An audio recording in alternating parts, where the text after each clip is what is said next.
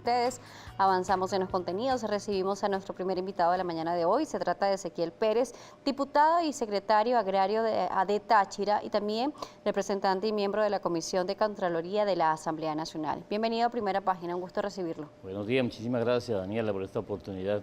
Queremos conocer también la situación en este momento del estado Táchira, también el sentido agrario, ¿cómo se encuentra? El Táchira en el sector agrario tiene muchos problemas debido a la escasez de gasoil, de gasolina, de gas, la vialidad. Ha sido uno de los estados quizás más marginados por parte del gobierno nacional debido a que, bueno, quizás somos un estado opositor y entonces eso ha traído como consecuencia graves problemas para los productores. Los productores tienen que pagar a precios altos la gasolina a 5.000, 6.000, 7.000, hasta 10.000 pesos el litro. Igualmente el gasoil. Allá se habla de pesos porque no hay otro sino el dólar y el peso, porque el bolívar desapareció del mercado del occidente del país. Queremos preguntarle sobre el plan de 60 días anunciado por el Ejecutivo Nacional en el mes de abril para la recuperación del suministro de gasoil en nuestro país. ¿Lo han visto? ¿Ha estado presente? ¿Ha mejorado la situación en el estado Táchira? No, la gasolina, nosotros tenemos ya más de 10 años con ese problema de colas tras colas, colas kilométricas, y eso todos los días, y entonces se está arreglando, póngale cada 3 días diferentes placas para poder surtir, pero hay un negocio entre esas bombas, de momento no hay, pero bajo cuerda le venden a muchos a precios altos, póngale a 2.000, 3.000 pesos el litro. ¿Me habla de gasoil o de gasolina? La gasolina dentro de la misma bomba hay gente que la compra hasta 3.000 pesos para después ir a revenderla a 5 o 6.000 pesos al quien la necesita. Y nosotros, por ejemplo, en el caso para venir para acá... Cuando nos habla de peso para las personas que no viven en esta localidad, que no entienden cuál es la reconversión que tiene, ¿cuánto podría ser el equivalente en bolívares y en dólares? Bueno, el dólar allá son $2 un litro de gasolina y son 6.000 o 7.000 pesos. $2 serían 7.000 pesos, porque un dólar es 3.500 pesos. Y si tú multiplicas el dólar por lo que vale aquí, entonces sería 6 millones de bolívares, que valdría un litro. Es grave porque una persona, vamos a suponer, alguien, una maestra, una enfermera, un funcionario de una alcaldía, de una gobernación, de un ministerio o una empresa privada que gane 10 millones de bolívares, que es el salario mínimo que colocó el gobierno en días pasados, pues se le va solamente casi en un litro de gasolina, el salario mínimo. Entonces, yo, por ejemplo, la vez pasada solicitaba al gobierno nacional y mismo en la Asamblea Nacional la posibilidad de que a los empleados públicos, a toda la gente, los salarios debían de ser mínimo $300 para poder que pueda la gente comer, porque 10 millones de bolívares allá son 12.000 pesos, y 12.000 pesos alcanza para un almuerzo ejecutivo, lo más barato, o para comprar un kilo de carne. Entonces, ¿acaso no tiene ese señor que satisfacer sus necesidades y tiene una familia de 3 o 5 personas? ¿Con qué va a mantenerte? No sé, el gobierno tal vez no se da cuenta porque ellos están muy bien. Ellos aquí desde Caracas tienen la posibilidad de comer, tal vez de andar en mejores aviones, bueno, pero el pobre, el que verdaderamente está necesitando, no tiene cómo satisfacer sus necesidades y a veces tiene que vender un kilo de arroz, hacer otros trabajos. Tengo un amigo que es profesor universitario y tiene que irse a las trochas a cargar maleta para poder ganarse el sustento de sus hijos. Entonces, esto es lo que yo le pido al gobierno, de que hay que analizar bien la situación. Y al pueblo también debo decirle que para mejorar esa situación hay que votar. Si nosotros todos nos unimos, nos olvidamos de las apetencias personales, y yo de aquí quiero hacerle un llamado al G4, de que, bueno, promuevan la participación, que inspiren la gente a ir a votar, ya que tenemos un Consejo Nacional Electoral nuevo, un Consejo Nacional Electoral que tenemos 2 personas que son de alta respetabilidad, como Picón y Enrique Márquez. Entonces, ellos nos garantizan a nosotros unas elecciones fiables. Y vienen las elecciones de gobernadores el 21 de noviembre, y por eso yo hago un llamado a que, ya que se abrió el proceso de inscripción electoral desde ayer hasta el 15 de julio, que todos los jóvenes que estén cumpliendo 18 años y todos los que quieran hacer cambio de residencia lo hagan, porque tenemos un problema de que mucha gente también se nos ha ido de Venezuela. Tenemos más de 5 o 6 millones de personas que se han fugado, y uno los ve en caminantes, se llaman, o inmigrantes, que los ve por todas las carreteras, por ejemplo, llegando a San Cristóbal para ir para Cúcuta, o vía Guadualito para ir para la Arauca, fugándose del país. Pero gracias a esa gente que se ha ido, que desintegró las familias, allá en esos países ellos trabajan y le envían a sus familiares algunos pesos o algunos dólares para poder que satisfagan sus necesidades aquí de hambre y de medicina. Entonces, por eso es que uno ve pesos, ve dólares en la calle, porque hay mucha gente que está mandando remesas.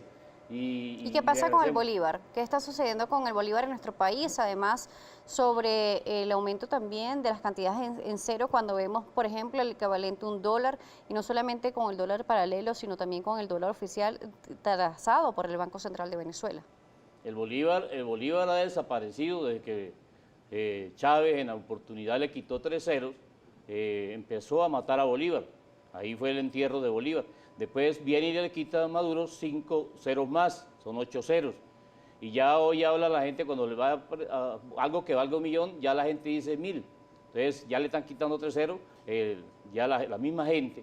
Entonces hemos tenido una devaluación muy fuerte debido a esa hiperinflación, pero esa hiperinflación se debe a que nosotros aquí en Venezuela no tenemos producción. Aquí la producción venezolana está en cero. Por ejemplo, el caso de esas grandes agroindustrias que habían en Venezuela, de esas grandes fincas, de esos grandes hatos, que de momento fueron expropiados y lo hicieron creyendo que iban a mejorar la producción, y fue de para atrás. Entonces, esas grandes empresas dejaron de producir, y al no haber producción en Venezuela hay desempleo, hay desabastecimiento, y eso hace que todo suba, porque al no haber que vender, las cosas suben. Entonces, esa hiperinflación se debe. ¿Cómo se mejora esta situación?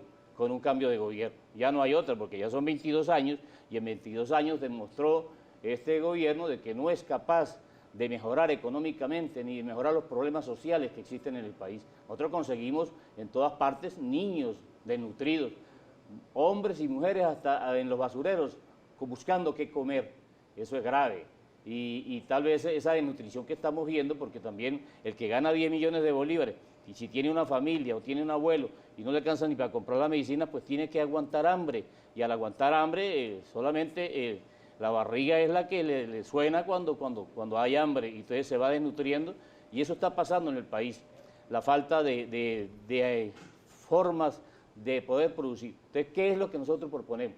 Nosotros proponemos un cambio de gobierno, poco a poco, con estas elecciones de alcalde, gobernadores, diputados y concejales empezar. Después, bueno, en el futuro, si ya se puede y logramos un referéndum revocatorio, sería lo mejor. ¿Estaría de acuerdo para la propuesta que realizan de referendo revocatorio para el año 2022? Sí, yo sí estoy de acuerdo, porque el mismo presidente, Maduro, debe ser consciente de que si él no tiene el apoyo popular, debe someterse a un referéndum revocatorio.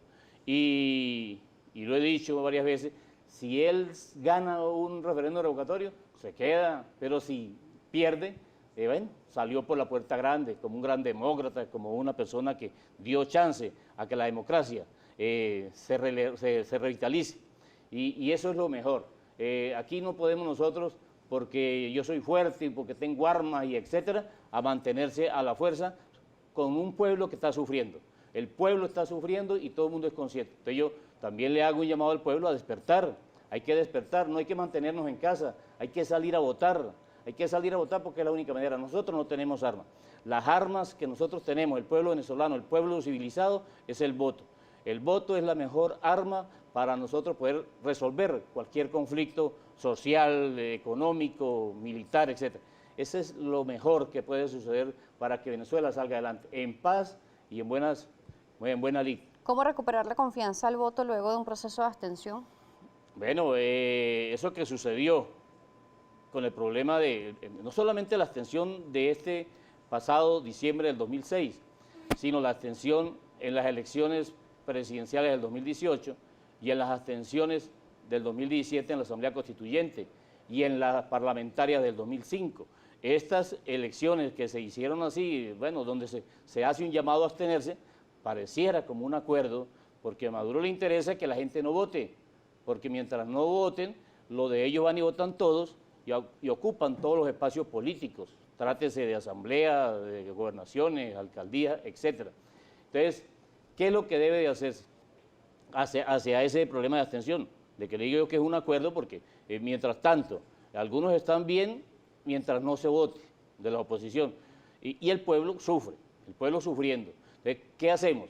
El llamado que yo hago es al pueblo en general, que si tiene que desobedecer a estos líderes opositores que hacen un llamado a no votar, bueno, hay que hacerlo, porque no podemos creer que, no, tírense por aquel abismo y entonces vamos a tirarnos por el abismo.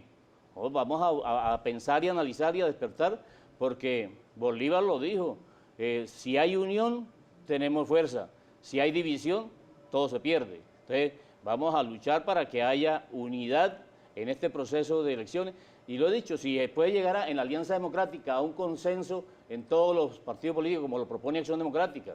Yo soy dirigente de Acción Democrática y nuestro secretario general, Bernabé Gutiérrez, lo ha dicho muy claro. Vamos a unas elecciones y con el consenso, pero donde no haya consenso, donde vayan a ir 4 candidatos de oposición, ya sea para alcalde o gobernadores, si hay que hacer primaria, hay que hacerla. Es la única manera de resolver, porque tenemos que ir con un solo candidato de la unidad a enfrentar al PSUV, que aunque tenga poca gente, están organizados para ganar con una gran cantidad de espacios políticos, con una gran minoría de electores. Vamos a hacer una pausa aquí en Primera Página, vamos a seguir conversando en la próxima parte. Ezequiel Pérez nos seguirá acompañando, diputado a la Asamblea Nacional, secretario agrario por Acción Democrática en el Estado Táchira, también miembro de la Comisión de Contraloría del Parlamento Nacional. La etiqueta Primera Página activa para ustedes con la cuenta @Primera Página. Ya regresamos con mucho más. De la mañana, a esta hora seguimos con más de su primer punto informativo. Primera Página invitándolos a que nos sintonicen a través de www.globovisión.com en nuestra señal en vivo. Seguimos conversando con Ezequiel Pérez, diputado a la Asamblea Nacional y también secretario agrario del Estado Táchira por Acción Democrática y miembro de la Comisión de Contraloría del Parlamento Nacional. Ya estamos recibiendo la participación de la audiencia a través de las redes sociales, diputado, pero también le quería consultar sobre el paso fronterizo de Venezuela y Colombia. El día de ayer, Colombia había anunciado a través de un decreto especial una resolución de la apertura progresiva del paso fronterizo de Colombia a Venezuela. Sin embargo, vemos como Venezuela ha rechazado esta acción y ha pedido encuentros para que sea de manera bilateral y no unilateral. ¿Qué opina sobre esto?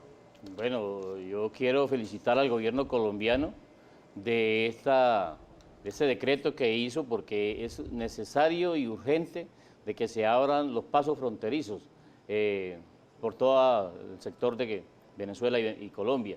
Pero sí creo que lo que está haciendo el gobierno nacional de paralizar la entrada de nacionales y extranjeros por esos puentes es grave porque la gente que va hacia Colombia muchas veces lo hace con la necesidad de ir a resolver un problema médico, alguien que va a hacer unas quimios, unas radios, cuestiones de medicina o bueno, algún viaje, etcétera, porque nosotros en la frontera del occidente del país, allá convivimos colombianos y venezolanos.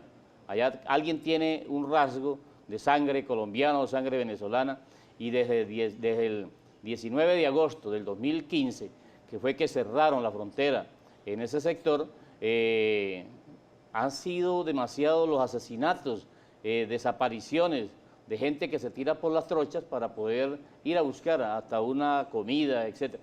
Porque la gente tiene que ir a buscar el sitio donde es más económico. Si aquí en Venezuela le sale demasiado caro, bueno, allá se busca la manera también de buscarlo, porque nosotros en muchas oportunidades lo hemos hecho.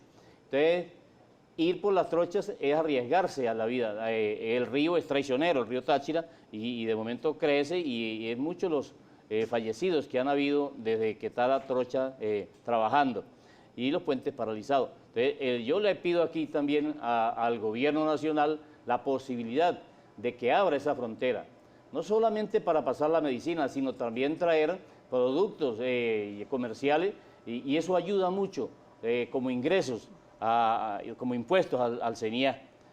Nosotros aquí, trayendo mercancía colombiana o importando o exportando, la aduana se abre y todos esos comercios se vuelven a despertar y se generará empleo. Pero veíamos también a Freddy Bernal, protector de esta entidad, decirle a los comercios que deben retirar, por ejemplo, el café proveniente de Colombia, que había que retirarlo de los anaqueles. Bueno, eso es, diría yo que la competencia a veces de los mercados, ya sea extranjero o de aquí, se hace porque aquí fue destruido la caficultura nacional de hace más de 18 años, cuando empezamos a traer importado café de Nicaragua. Solamente por ayudar a Daniel Ortega se empezó a traer para acá café y todos los caficultores que habían en el Táchira y Venezuela fueron quebrando porque no les daba los costos de producción para vender a los precios que ellos querían. Entonces, bueno, la caficultura está destruida en Venezuela. Nosotros teníamos aquí hace 25, 30 años las PACAS, el Fondo Nacional del Café, el Fondo Nacional del Cacao, eran instituciones muy fuertes porque nosotros exportábamos café y cacao hacia otros países y eso ayudaba a los campesinos venezolanos. Hoy eso se ve muy poco el café. Yo creo que es hasta café que traen colombiano y lo envasan a veces en bolsas venezolanas para poder vender, igual que el azúcar. Tenemos el Central Azucarero Ureña y lo que hacen es traer azúcar negra, la procesan y la envasan y hacen ver que es del Central Azucarero Ureña o en varios centrales azucareros. Entonces, hay que investigar. Y yo, por ejemplo, como miembro de la Comisión de Contraloría, exijo que se investigue todas esas empresas que se hacen pasar por productoras. Por ejemplo, el caso del Lácteo de los Andes, el caso del Central Azucarero, el caso de Agroisleña, el caso de Supermercado Cada, de Supermercado Éxito, que pasó a ser bicentenario, hay que investigarlo porque eso está en la ruina. El Pedeval y Mercal, en Pedeval yo veía hace días una gran cantidad de camiones como un cementerio, destruidos porque están desvalijados, etc. Esos son recursos del pueblo venezolano que en vez de estar el Estado asumiendo esa responsabilidad, dejes a la empresa privada que trabaje y se genera empleo, se genera bienestar para toda la gente que esté trabajando, porque eso es lo que hace falta, empresas privadas y que nosotros tengamos crédito. Por ejemplo, si tú tienes una gran cantidad de gente trabajando tierra y le das crédito para que trabaje, para que mejore la producción, para que arregle sus tractores, para que compre sus camiones, para que saque a la producción, hay generación de empleo. Pero mientras el Estado quiera hacer todo, pues como un pulpo, entonces se fracasa. Eso es lo que ha pasado. Nosotros tenemos todas las empresas del país en la quiebra, lo que el Estado agarró. Por eso hay que investigarlo y en la Contraloría estamos haciendo el llamado a investigar todas esas grandes empresas que le fueron invertido mucho dinero, pero que la plata se desapareció como si le hubiera llevado el aire. Vamos a revisar la participación de la audiencia, vamos a ver qué nos trae a través de las redes sociales los comentarios de la audiencia. Tenemos a Juan C. Rivas, nos dice, preguntar al invitado diputado de Acción Democrática cuál es la función de un secretario agrario, además de tratar de convencer al electorado de que vaya a votar. Bueno, el secretario agrario tiene que estar viendo y velando por las prácticas agrícolas de los campesinos, mejorar el sistema de riego, mejorar el sistema de servicio eléctrico, ayudar a mejorar la vialidad agrícola, darle buena salud a ese campesino, educación, tenerle lo mejor. Y hemos luchado y en la reforma agraria, que fue en aquella época creada o promulgada por Rómulo Betancourt, durante esos 40 años de la democracia, nosotros le llevamos bienestar al campesino a través de los movimientos agrarios de Acción Democrática, las ligas campesinas de COPEI, de todo se iba enrumbando hacia allá. Y había muchachos que se preparaban, los llevaban a la escuela técnica, a las universidades, se graduaban de ingenieros agrónomos, veterinarios, zootecnistas, peritos agropecuarios, peritos cafeteros, y se ayudaba a que fueran a trabajar de nuevo al campo. Se le dieron hasta cuando Carlos Andrés Pérez becas del Gran Mariscal de Ayacucho para que se prepararan afuera y llegaran de nuevo aquí a trabajar en las universidades. Nosotros tuvimos grandes universidades en el país como la Universidad Central de Venezuela, la Universidad de los Andes, la Universidad Nacional Experimental del Táchira, la UNEYES, etc. Y hoy esas universidades están quebradas porque no tienen ni presupuesto para pagar los profesores, hay un cementerio también de vehículos, ya no hay comida para los muchachos. Este régimen sinceramente destruyó hasta la educación en todas sus partes, porque no sé si era que les interesa la ignorancia para que nadie salga adelante, o también debe ser que les interesa que haya destrucción del aparato productivo para que todo el mundo se someta a una cajita del CLAC. Diputado, nos ayuda a responder un poco más breve para la mayor interacción. Vamos a revisar a Ramón Ramos, el líder. Dice, ¿cómo está la producción de hortalizas en el estado Táchira?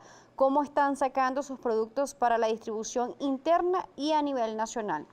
Bueno, la producción de hortalizas se hace primero porque conseguimos las semillas en Colombia y los fertilizantes, los productos químicos para poder trabajar. Y segundo, pagando el doble del gasoil o la gasolina para traerlo hacia acá, para poder, porque en Venezuela, por ejemplo, más de 1.200 ferieros o productores de los Andes traen para acá, para todo el Táchira y toda Venezuela, pagando en todas las alcabalas hasta cuotas para poder pasar, pero resisten a seguir trabajando en el campo porque esa es su función. El que trabaja en el campo, siempre lo he dicho, debe ser la persona que debe de ayudársele más, porque es el que más sufre desde la mañana hasta la noche. Pero la producción, ¿cómo está en este momento? Ante la falta de diésel, ¿se puede trasladar, se puede recoger la cosecha? Hay muchas cosechas que se han perdido.